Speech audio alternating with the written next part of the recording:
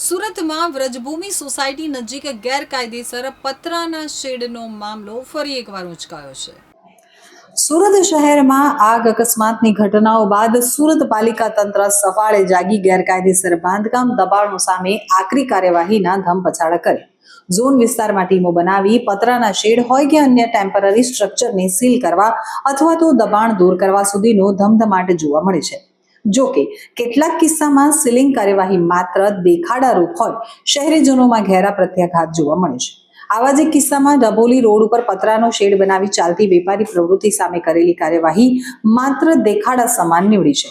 પતરાના shade બનાવી બાંધકામ અને દબાણો મુદ્દે નજીકમાં આવેલી વ્રજભૂમિ સોસાયટીના રહીશોએ ગંભીર આક્ષેપ કર્યા હોય પાલિકાની દેખાડારૂપ કામગીરીની પોલ ખુલી ગઈ છે. સુરતમાં ડભોલી રોડ સ્થિત ગોવિંદજી હોલ પાછળ આવેલી વ્રજભૂમિ સોસાયટીના પ્રમુખ સહિતના સભ્યોએ પાલિકા કમિશનરની સોસાયટીની બાજુમાં પતરાના શેડમાં ચાલતી વેપારી પ્રવૃત્તિ અંગે ફરિયાદ કરી છે. તો સોસાયટીના રહીશોની ફરિયાદ મુજબ સોસાયટીની બાજુમાં અનધિકૃત રીતે પતરાનો શેડ બનાવી બાંધકામ અને દબાણ કરાયું છે. અહીં ઈ કોમર્સને લગતા ખરીદ વેચાણના વેપાર કરવામાં આવે છે. એપ્રિલ 2025માં સોસાયટી નજીક મનીષનગર ખાતે ધંધાકીય હેતુથી ચાલતા ગેરકાયદેસર પતરાના શેડમાં આગ લાગી હતી. ત્યારબાદ ડભોલી વિસ્તારમાં આ પ્રકારના ગેરકાયદેસર બાંધકામ અને દબાણ સાથે બનાવેલા પતરાના શેડ દૂર કરવામાં આવ્યા નથી.